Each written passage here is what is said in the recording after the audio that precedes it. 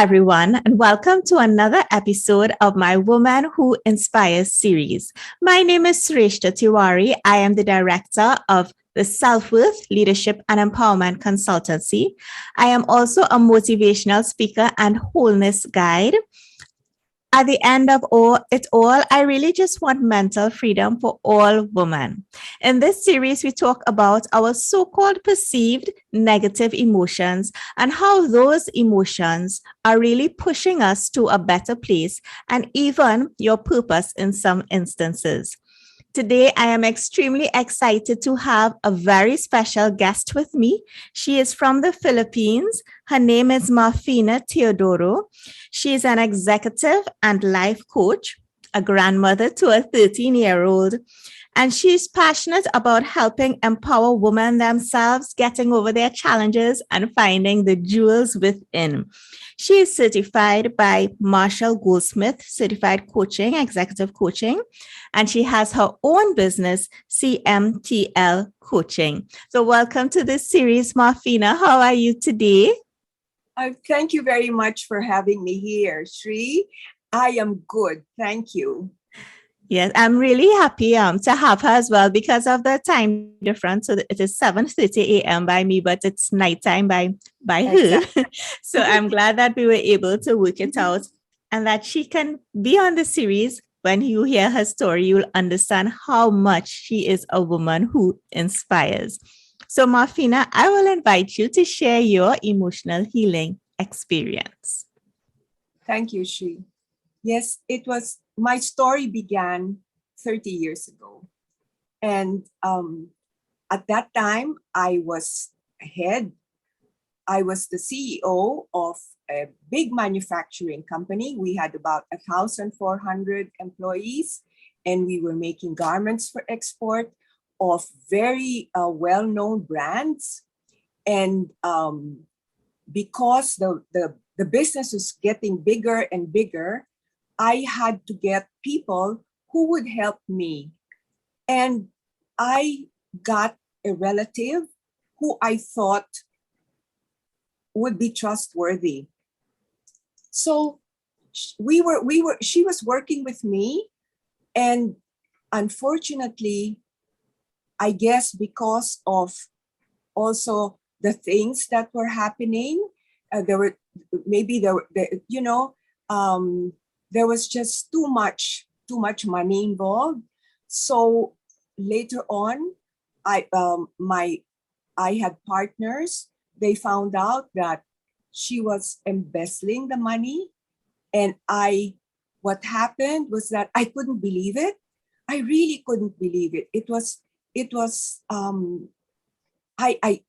I defended her, but my partner showed me proof, and then I said, no, I won't believe it. Then he says, okay, you file a case against her. And I said, no, I'm not going to do that because we don't do that. We don't do that in the family. And so they said, all right, if that's the case, then you sell the company to us at a very, very cheap price.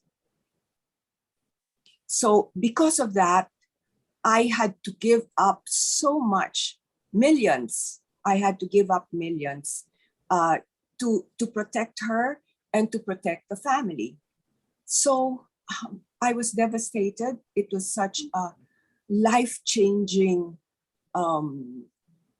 event.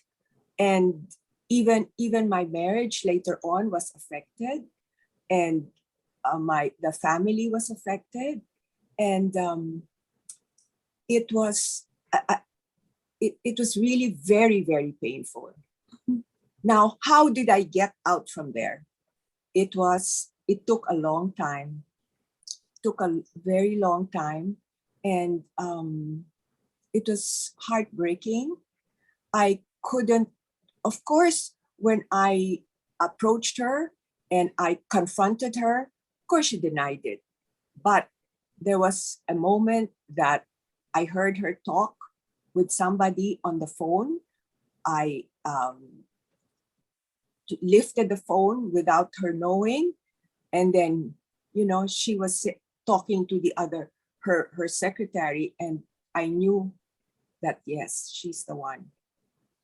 She was guilty. So, oh my gosh, I've kept this, I've kept this all this time because I did not want to have any, I didn't want the family to get involved in any civil case in court. And I really gave up so much. Even my own life, I had to change. But then again, we know, I guess, it's really also faith in God, that he's taking care of me, that I guess I know that I also had my faults, like I was too trusting. I did not set guidelines, and this I was a lesson for me.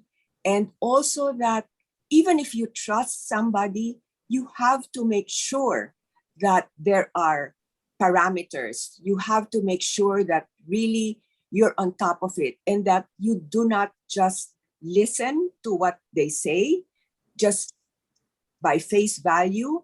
You have to really, ask for reports, black and white. And then whatever they say, that they talk to this person and all, make sure that you also verify it, because it's really a big thing. And what also, it's the money was big, but it was also the loss of trust. Loss of trust. For me, that was very big. Loss of trust with her, and loss of trust with my business partners, who trusted me explicitly, but I protected her. Yes. Because I did not want to have anything. I did not want the family to be affected. Yeah, it's such an amazing story, and it really speaks to loyalty, because you were really loyal to this person and your family, and you gave up monetary success and other things that were going on at the time in order to protect this person. And as a woman and a nurturer, I'm sure everyone can relate to this, especially if this is somebody close in your family, and you really want to avoid any shaming on a societal level, not only to the person, but to the people that you love, as it is all intertwined. And you, given your big heart, you gave up a lot in order to protect the person. And I want to ask you, how did you deal with that loss? Because that is like the grieving the loss of trust. How did you deal with that? And how did it inform your business relationships going forward? It was very, as I said, very heartbreaking. And it took me quite some time before getting over it. I couldn't be in the same room with her. I didn't want to see her. But eventually I did. And I said, with great faith in God, in prayer, and because I also believe that he doesn't give you something that you cannot be able to carry. And I was able to hurdle it, thank God, with counselors. And I talked to them, and then but aside from that, also my marriage was also affected. So that was another thing. And so it was, how did I cope? When I look back, I'm telling myself, wow, you went through all that, But then you see another challenge also came in. A relative of mine had a problem with addiction, with drug addiction. And then I found out later on that the problem actually emanated from his having ADHD, which is Attention Deficit Hyperactivity Disorder. And then when a group of parents and doctors and educators approached me to help them form a society, and I said, well, maybe this is something that I can really help. And I actually found out that there are so many people, so many children who are so affected by the situation. And ADHD is something that you can't help. You're born with it. So I set up the society with a group of educators and doctors, and it's been there for 20 years, and we are helping children and now teens. We're getting into the teens and the adults, and most especially the parents. And the young children that were young before 20 years ago are now very, they're in the fields of law. They're also into one is a graduate of, she writes very well, and then she also one is studied in the States, and he was a partial scholar. And all this, it was because of parents. We stressed on the need for the parents to actually understand the situation of their children and to actually support them as they were growing up.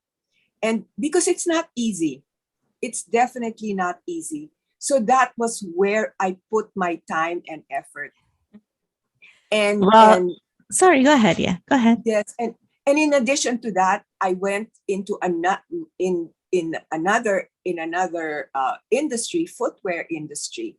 So because the way, I guess I was also born with wanting to help people. So it was also that frame of mind. How can I help? How can I help with the gifts, the talents that God has given me? So that's how I was able to cope up to now. So I changed my career from actually an entrepreneur, CEO, to a coach. Yes. So now helping people, and most especially women, to empower them. And what I'd also like to concentrate on is women who are working and who have children or family members with ADHD.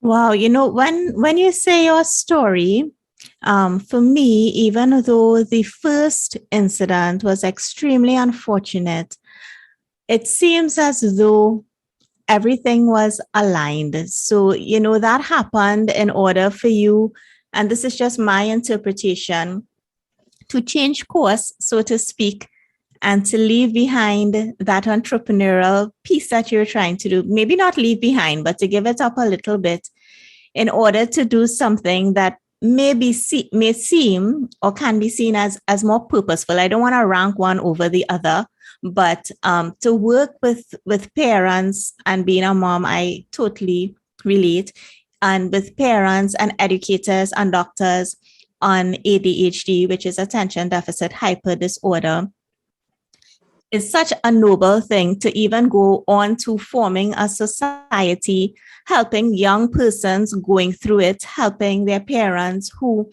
may be in such a state of maybe sadness or not knowing where to go for help, giving them hope, and to transforming these persons who may have been thought of as not having a bright future into scholars and persons who are able to give back to society in their own way, whatever profession that is. And it really is an amazing story of how, if we don't let the negative things that happen to us really bring us to a place where we feel that there is no more to give, how much more we have to discover about ourselves and how much our life path could change into something that can impact so many people. So I want to ask you, are you grateful for those unfortunate experiences? And if yes, why? Shri, thank you. First of all, I want to thank you for telling me what you actually saw from my experience. That's something that I've been also thinking about, and I am grateful. I am grateful for those. It may have been painful. It may have been very difficult, but I think I am a better person. I guess the Lord was honing me. As they said, I was watching a the speech of Steve Jobs in the Stanford when he was the guest in the graduation of Stanford, and he said when he was actually booted out of the company that he formed, that was the best thing that happened, because then he was able to do other things. He was able to set up companies. He was able to do, what we're having now, what we're enjoying now. And then what you said actually is really what I'm thinking, that all the things that I had gone through has really helped me. And in fact, in my the years, the whatever years that I have left, I'd really want to be able to help children, and not only the children, teens and adults with ADHD, parents, so that they can be happier, they can be more, they feel successful. And if there's something that I can do to be able to get to that goal, make their lives better, then I will do it. I will go through the women empowerment of those with ADHD. Not necessarily women with ADHD, but women who are affected because their families have ADHD.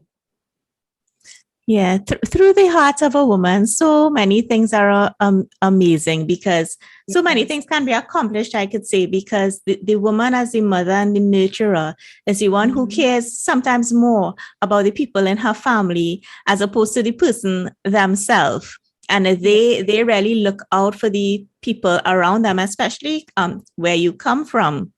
Yes. So to be astute enough to realize that the way to help with this, but the ADHD is really through the woman is an amazing thing, of course, from an amazing person. So I want to ask you one last question. Is there any message you have for women out there? So you are doing women empowerment. Is there any message you have for women out there, or what would you tell your younger self? My younger self, I would say that go on. I mean, be very, how do you call this? Do what you feel you should do, follow your heart. And if there are challenges that come in the way, stand up. I mean, take it as a lesson. It may not be easy, but take it as a lesson, because for every situation in life, there is a lesson that we have to learn.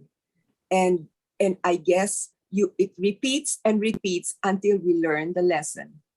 And one other thing is that I in my experience is that I probably was not ready. I was not ready for things to happen to me, because I was really surprised, but then the teacher arrived at the right moment. And now I am, the path that I'm following now, coaching, helping, I think is really what my mission is. Yeah. Yeah. So the thing is, in order to do something like coaching, you really need to have some unfortunate experiences in order to relate to the persons who you are coaching. And people really like it when you are able to speak to them from your heart, as opposed to, I read this in a book and this book told me that what you're going through is XYZ. So let me tell you how to deal with XYZ. Having no relation or identification with what the person is going through. And this is for my audience, this is the thing about life. We have to have what we deem as unfortunate experiences in order to be able to give. If I had a perfect life, I certainly will not be here. But because of my own experiences and wanting women to be better and to be mentally free, that is why I'm here. So I really thank you so much, Marfina, for sharing such an amazing life journey. And you still have so much more to give. I only actually met Marfina in January, and you can see even from all that she has gone through, such a kind, gentle, noble soul. So gentle and tender. I'm very, very honored to have met you, to have you on the program. And for the woman out there, use her life experiences as your inspiration, and know that whatever you are going through, it will be terrible in the moment. It may be difficult. Use the tools she spoke about, the counseling and prayer, which are also things that I use, and know that whatever future there is for you, there is an awesome future. We just need to take action. So Marfina, thank you again. My pleasure, Sri, and thank you for giving me the opportunity. Thank you. You're most welcome. So to my audience, this is Sreshtha Tiwari for the Woman Who Inspires series, and I will see you all again tomorrow. Bye, everyone.